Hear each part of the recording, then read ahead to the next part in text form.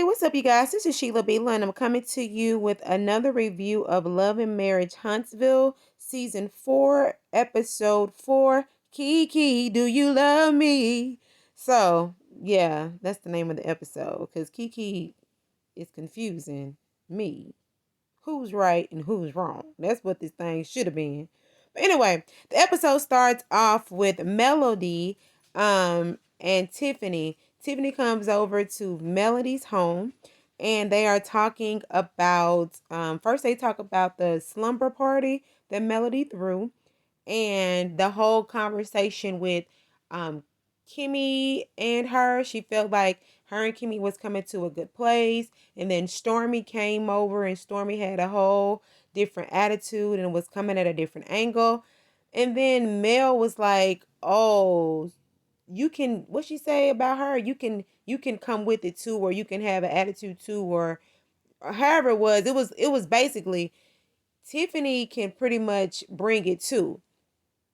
And this kind of reminded me of last season when Destiny was coming to Melody and she was telling her about ironically Tiffany and the way Tiffany was coming at her, and she was telling Destiny, well, you don't know how to talk to people too, or you come with the wrong attitude as well. So it's kind of like I'm seeing a bit of that now. So it looks like Melody may be doing a little producing with this show. And and Tiffany was kind of taken aback, and she was just like, "Oh, well, I'm just hoping that we can get to a better place because I'm not trying to, I guess be into it with nobody." And I can actually see Tiffany this episode being very meek. She's not doing too much. It's like she's trying to be more friendly, and she's trying to be more personable because she is telling a lot of her business to everybody that's gonna listen. But anyway, so after that, she ended up talking about I don't remember how they got on the conversation, but they ended up talking about her and what happened in her first marriage, because I know she had already had a son. She had a son at an early age, and I think his name was David. And when she ended up getting married to the guy, her ex-husband, she felt as if he was working so many hours and he was trying his best to, I guess, be a certain income, but he could never make the amount of money. Basically, they was on some struggle love. Child, they was on some struggle love. She was working and he was working, but wasn't no money coming in. It was a struggle love. And he loved her, her husband. He loved her ex-husband. He loved her. He loved her son. He would do anything for her. But the money just wasn't coming in enough, fast enough. And this conversation was kind of weird a little bit to me because Tiffany was trying to be vulnerable and Melody kind of was like, oh, and long story short, he wasn't making no money, so you said deuces.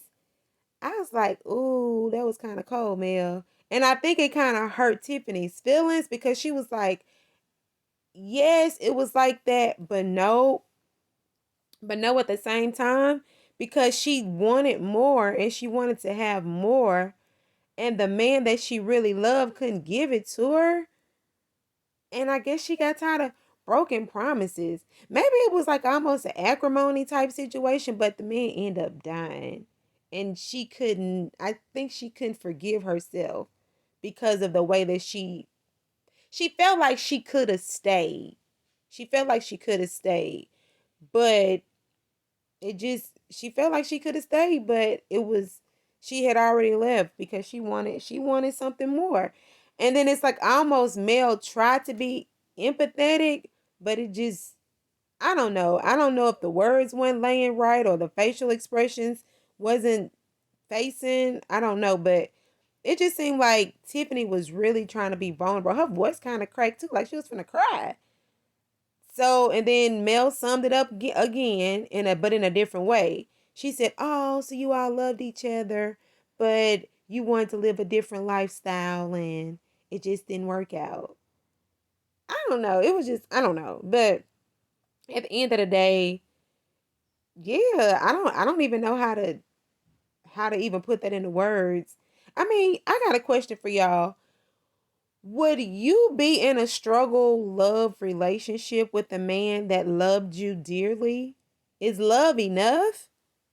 Or do you need love and money? Or is money enough? I don't know. Would you be able to deal and be with somebody that just can't give you everything that you need? Because they say that the man is supposed to be the protector, the provider, and all that stuff. So would you be able to stay in a situation where love is enough? I don't know. Just let me know. Let me hear your comments. But anyway, so I think that was pretty much it. And then Melody had suggested that Tiffany have another conversation with Stormy so they can kind of get to the root. Oh, I almost forgot. She brought up the conversation about Martell at the book signing, and she was asking why Melody wasn't there. And Melody said because she had a death in her family, and it was her week to have the kids, and she's been with Martell, and Martell always tried to run her life, and she's letting Martell know that he just can't um he just can't treat her any type of way.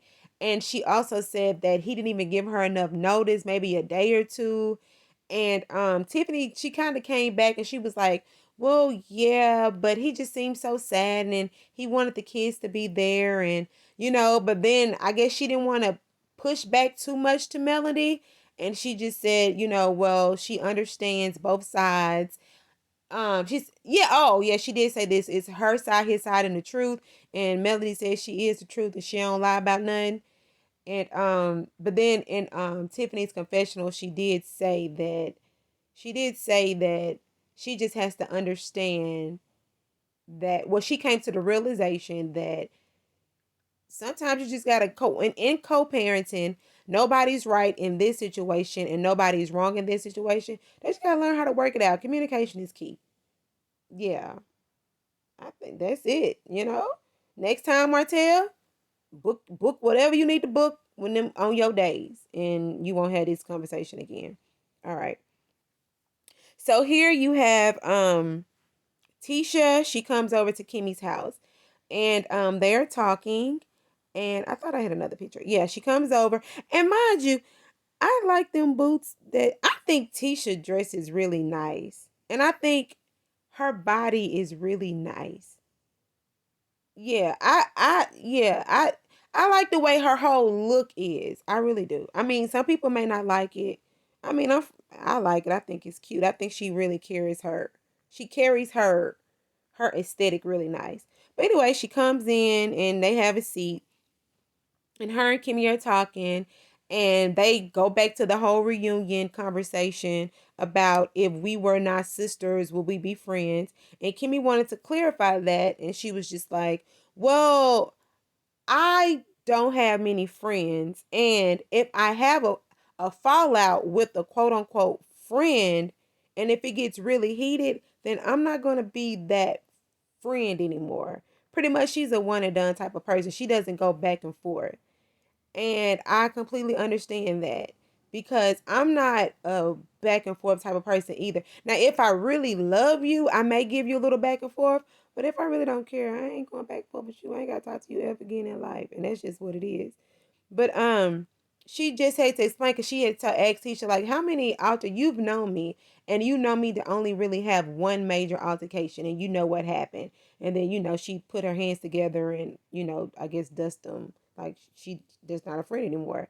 And Tisha understood, and they kind of said, well, you know what, we're gonna move forward, as Tisha likes to say. And now they're back calling each other sister and all this stuff. So I guess they back sisters and friends. And Tisha asked her about how was her vacation, her honeymoon. And Kimmy is just like, oh, it was very good. If I could have stayed, I would have stayed longer. And she was just talking about how her and Maurice are kindred spirits. They don't have to do a lot to have fun. They just love the company of each other. They ate good, they slept good, they drank good, they made some good old fashioned husband and wife love. And they called it. It was what it was. And I can understand that because Yeah, it ain't nothing like being with your man and y'all just together, y'all on the same accord, and y'all can just have a good time and feel good with each other and vibe with each other and rekindle what little pieces that you thought you have been missing in your marriage. So I agree with that. And then she had brought up the fact that she said she wants the group to get together to go on. Where did they go? Mexico? Hawaii? I think they went to Mexico. Child, I don't know where they went. They went somewhere with some water and it was blue and some sand. But anyway, so they want to do a whole trip or whatever, and she was thinking about it. Then she was like, "Oh, I forgot to tell you about the pajama party that Mel had invited her to, and she didn't invite Tisha. She didn't invite Destiny." But she invited Kiki, and do you love me? Or do ya? And then you never own a. But anyway, so yeah. And Tisha looked like she was shocked, and she was just like, oh, "Okay, well, yeah, me and her. I mean, we're in a good place, We not BFF, but we in a good place, That's my cousin, and So then Kimmy commenced to say that, yeah, your cousin was talking about you, girl. Yeah, she was talking about you, girl, and it was kind of awkward because you weren't there to defend yourself. Her and Melody, and they was squeezing out information about you, child. But she just kind of felt like she just wanted to let you know what your cousin was doing, and you might need to have a one-on-one conversation, child. Everybody was having one-on-one conversations all this episode. But anyway, she was like, "Well, thank you for giving me the heads up," and she's happy about that, and she gonna see what her and this Keke gonna be doing, sitting talking, and yeah, that's what that is. So now I wish man, out of all these pictures, I wish I would have got more of this conversation because this conversation was pretty epic to me. Um, they meet at Black. Everybody met at Black tonight. Pretty much. Is that the only restaurant? Well, I promote. But anyway, they met at Black. At first, it started off with Maurice and Marceau. And Jalen, he's there, but he kind of walks off. And they were talking about the honeymoon. And Maurice is like, yeah, we had a good time. And, I couldn't keep Kimmy out for me. And then Marceau was like, I do not want to hear about your whatever you were doing with Kimmy. That's my sister-in-law. Do y'all think he really didn't want to know, or was he kind of want to know but didn't want to say that he really wanted to know that he wanted to know? But anyway, so I thought that was kind of funny how he tried to make it seem like he didn't want to know, but I think he kind of probably did a little bit. It's guy talk. But anyway, so they talking, and then you have Louis. He walks in. So Louis, Maurice, and Marceau, they sit down. They have the whole conversation. And y'all remember last episode when Louis he was huffing and he was puffing. But today he didn't blow no houses down. He didn't rock and sock them. He said he'll rock them, but he wasn't rocking and he wasn't sock them. That huff and puff kind of stayed back in his chest. He tried, but Marceau, boy, that one thing I can say about Marceau, that sucker he know how to think on his feet. Yeah, he real good at that. He know how to come back with the comeback. So they sat down, and Louis was like, "Yeah, I didn't think that was cool. How you was coming at me and my wife Tiffany at the reunion." And Marcel was like, "Hold on, wait. You were I was the defense and you was the offense. You started it first, player. You started it. You and your wife talking about I had a bad marriage. First of all, that ain't for you to tell me about nothing." And then Lewis was like, "Well, how long have I known you?" He said, "Yeah, right. I know you, but I don't know you like that. We dap and high five, but you ain't never broke bread with me. We ain't never went out nowhere. We ain't never kicked it nowhere. So therefore, you have no rhyme or reason to speak on my marriage. My marriage ain't for TV. My marriage ain't for fake. I've been doing this for a long time. And if I were to come to you, which I ain't come to you, you have no right to come to me." And so Lewis was like, well, what did he say? He was like, well, you were coming at me. He said, I only came at you in defense of how you were coming to me. And so then Lewis was like, oh, okay, well, yeah, I get it. Because Maurice was like, so how would you feel if we were in a place and we were talking about your marriage, and then you walk in and you hear us talking about your marriage? And Lewis was like, well, I don't really know you like that for you to be talking about my marriage. Exactly. You don't know them. And he said, what, why in the world would I think that it's okay for you to speak on my marriage, Lewis? It ain't cool. It ain't gonna be cool. It won't be cool. And he said, you like a student. And then Lewis had said something to the fact, I'm a student that gets straight A's. And Marceau was like, yeah, but you're not a teacher. You the student. You ain't even got to teacher level yet. He said he don't even ask his mother and his father about their, he don't even talk to them about their marriage. So what makes you think in your right mind I'm gonna talk to you about my marriage? But Marcel, yeah. I said, okay. Well, tell him how you really feel, Marcel. And Marcel didn't bite his tongue. And he stood up and he stood in it. And he stood up in it. And Lewis was like, well, you know what? Well, you know what? Yeah, you right. And then he gonna get in his confessional and say, well, I don't regret nothing I said, but I ain't gotta always say what I say. Does that even make sense? I ain't gonna say it, but I know how I really feel in the inside parts of how I feel, but I just ain't gonna say it. Because they told you, if you got something to say to me, if you feel like it's something really bothering you and itching you about my marriage, pull me to the side and we can talk about it. If you have some advice that you just cannot get out of your mind and off your chest about me, pull me to the side and we can talk about it man to man. And so Lewis, he apologized and they shook hands.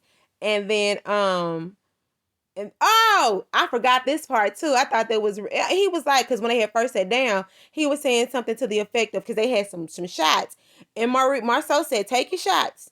Make sure you take all your shots. You got your shot? Wait. Don't drink it, because I want you to be in whatever right mind or wrong mind you gonna be in, because we gonna get this settled today, bro. You ain't finna talk now thing about my marriage. You just ain't gonna do it, period. And that's all it is to it, period. Point blank, sign, seal, deliver. Yours, not yours. Anyway, but Maurice, he is the understanding. He is the pillar of understanding, and he is trying to make everybody see all parts, because he did bring to Marcel's attention that once you found out that Lewis was talking about your marriage or whatever, you did not hold bars back. You did go at him a little bit harder. And Marcel said, he said, can you apologize? Maurice said, can you just apologize for going so hard? And he said, well, yeah, I can understand that. He said, I will apologize for being so assertive, aggressive, pushing too hard. I don't know, being so forceful. Because Marceau said, I ain't backing down. It's going to take a whole bunch for me to back down, and I ain't going to back down. And yeah, I mean, contrary to popular belief, I like Marceau. Joe, dude, old country boy. They be doing whatever he want to do. Yeah, that sucker, I don't know what type of husband he is, but that sucker sure stand up in his word, okay? But anyway, so that was that. And so now you have Martell. He's going to see Mel, the his assistant, Mel Nika. All right, so they're sitting down and they're talking. They're going over Martell's plan. First, they start off talking about the book, and Martell said, "Well, it wasn't my time to have them, so therefore, the next time I plan something, I'm going to make sure that it's on my time, and that way my kids will be there, because my kids did prepare for it. They are authors. This isn't just my book. It's not a book that they're in. It's they're actual authors of this book." And not only was it my day, it was their day too. And he just said, next time I'm just going to have to do it on my own time. When it's my time, it's my time. And I agree. Just to cut all chaos, to cut all confusion. When it's your time, sign, seal it on your day. And that's it. And Mel Nika was telling him about, we got your calendar. You got your sweet red wine that has a smooth taste. Oh, and he has a cookbook, and on the cookbook, Martell didn't have no shirt on behind a the apron, and he changed it because he said he don't think husbands and boyfriends should, if they wives by the book, they in the kitchen and they see him on the table, with a apron on with no shirt. But I could say this: you could actually have the same book, two different covers, and just let the woman decide. You can have the family friendly book, but you can also have the same book with you there with your apron, because everybody ain't married and everybody don't have a boyfriend.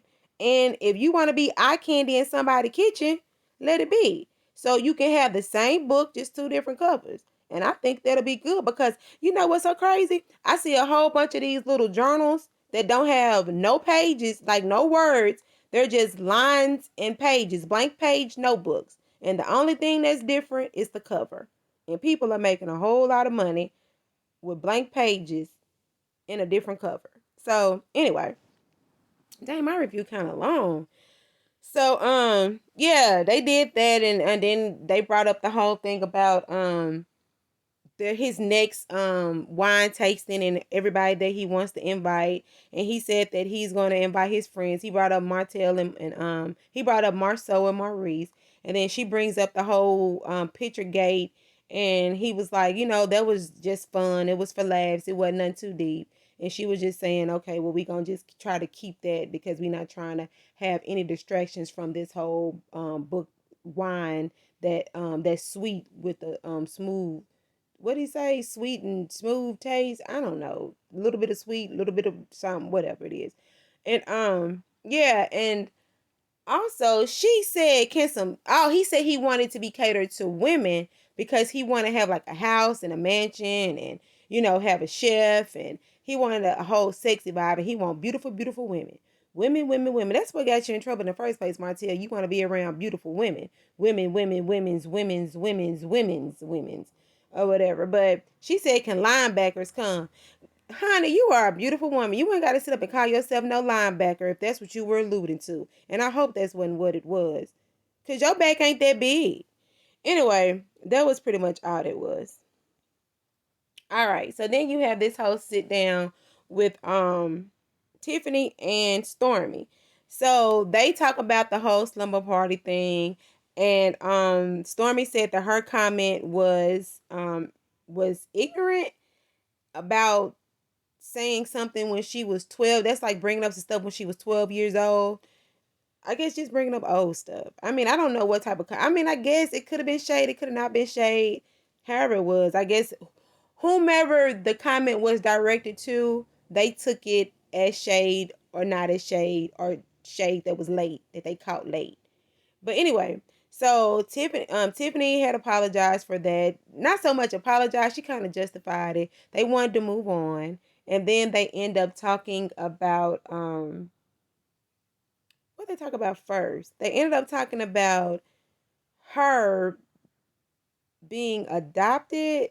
No, they was talking about some babies, because Stormy was saying that hold on, wait. Let me get something had happened where Tiffany just kept talking and talking and talking and talking, and Stormy kind of zoned out, because I had took this picture where Stormy, she didn't want to listen to her no more, because she kept talking and talking and talking. And then later on she had said, she was like, yeah, I kind of zoned out, but I'm sorry, or something like that. But anyway, they started talking about her having a baby and how she did it. She only has one child. She did IVF. She almost died from it. She ended up finding out that she had endometriosis, and yeah, she had endometriosis, and she ended up, I think she had teared, and it was just a real, real bad pregnancy.